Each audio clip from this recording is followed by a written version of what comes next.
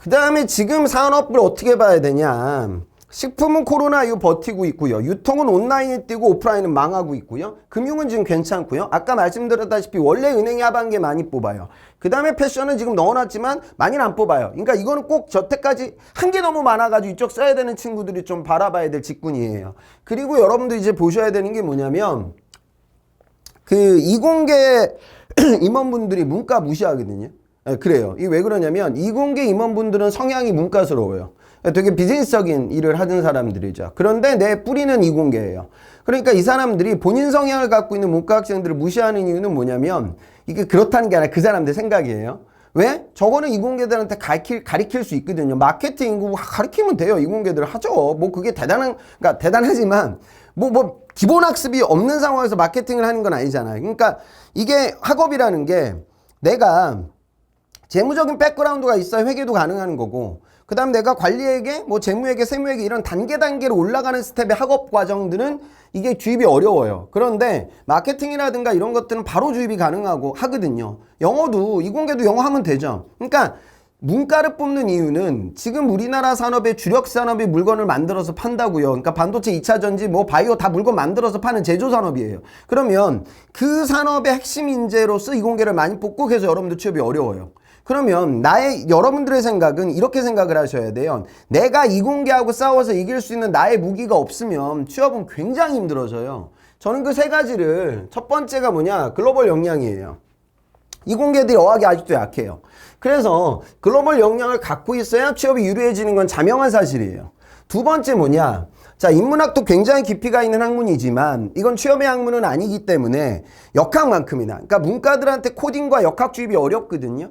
그러면 그것만큼이나 실용적이고 난이도가 높은 게 뭐냐면 재무하고 회계예요.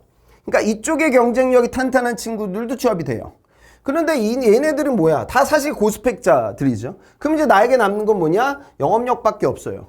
그러니까 이 세 가지를 이제 고려해가지고 의사결정 내리는 건데 보실 때 예를 들어 이렇게 봅시다.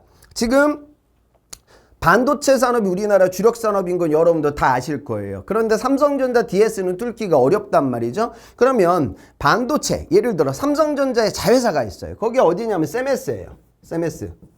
세메스 정도라고 하면은 여기에 들어간 영업사원도 재학생이고 그 친구도 저 중업과 나온 문과예요. 그러면 이런 친구들이 있고 그 다음에 LG에서도 반도체 하는 데가 하나 있어요. 어디냐면 실리콘웍스예요. 여기가 팹리스 반도체 회사. 여기 영업사원으로 들어갔던 재학생도 중업과 문과예요. 그 다음에 외국계 기업들 중에 맨날 P&G 같은 데만 문과들이 생각하지 마시고 중국에 BOE가 있어요. 여기가 어디냐면 지금 LCD 1등 하는 중국의 패널 기업인데 여기 들어갔던 재학생도 중업과 나온 애예요. 문과죠. 걔가 무슨 뭐 반도체 알아서 갔겠어? 자, 그러면 요 정도 삼성전자 영만은 힘들지만 내가 정말 앞으로 미래 성장 가능성이 있는 뭐 LG화학도 마찬가지고 이런 소재 부품 산업의 영업사원은 누가 쓰는 거예요? 얘네들이 쓰게 되는 거죠. 그리고 내가 어느 정도 어학이 업그레이드가 되면 원래는 그냥 내수 영업, 다시 말해 편의점 영업, GS 리테일 이런 데만 생각했던 친구들도 실력이 조금 올라간다고 하면 여기를 기웃거릴 수가 있어요. 그죠? 그 다음에 지금 이런 소재 부품 장비 사업 말고 여러분들한테 중요한 산업이 어디냐면 금융이고 사실 금융에서 지금 이렇게 보시면 되죠. 제1금융권이 있어요. 은행이 있고요. 그 다음에 제2금융권이 있어요. 근데 제2금융권에서 가장 들어가기 어려운 자산운용이나 증권의 IB나 이런 쪽은 A매치나 B매치를 준비했던 여기 하이클래스 애들이 여기 이제 두드리게 되고 세일즈 감각을 갖고 있던 친구들은 제1금융권의 은행을 이제 두드리게 되죠. 그 다음에 이 친구들 중에서도 나도 이 역량이 좀 애매한 친구들은 또 여기 제1금융권을 두드리는 친구들도 있을 거예요. 그리고 이따가 말씀드리겠지만 요즘 은행도 금융도 글로벌 시장으로 나아가려고 해요. 그러니까 여기 갖고 있는 친구들도 여기도 이제 들어올 수가 있죠. 이렇게 시장이 흘러가요.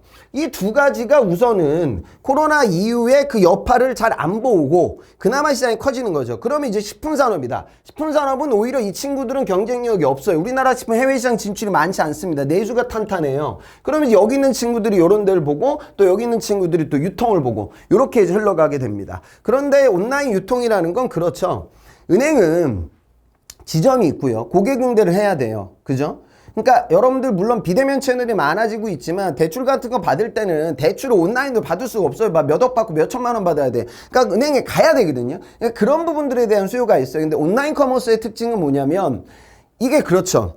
편의점은 내가 담당할 수 있는 편의점의 수가 제한적이죠. 내가 막 100개 할 수 없단 말이야. 그러면 지점이 많아지게 되면 누군가 관리하게 되는 거예요. 사람이 많이 필요하죠. 그런데 온라인 커머스의 특징은 물론 올라가는 상품 구성군들이 많으니까 MD들을 뽑지만 그 채용 인원 자체가 오프라인 베이스의 사업 대비 많지 않다는 거. 그게 여러분들한테 좀 시사점이에요. 그래서 쓰겠지만 여기에 올인하는 전략. 그러니까 절대 하지 말아야 되는 게 지금 유통관리사 자격증 따는 그런 행동들이에요. 그러니까 오프라인이 지금 거의 안 뽑고 있는 상황이고 앞으로도 더 그럴 것 같은데 거기에 집중하지 말라는 거죠. 그러니까 여러분들은 불안감이 있기 때문에 뭔가를 자격증 계속 따려고 하는데 이게 어느 정도 활용 가능성이 있냐. 요거를 좀 고려해 보시는 게 필요해요.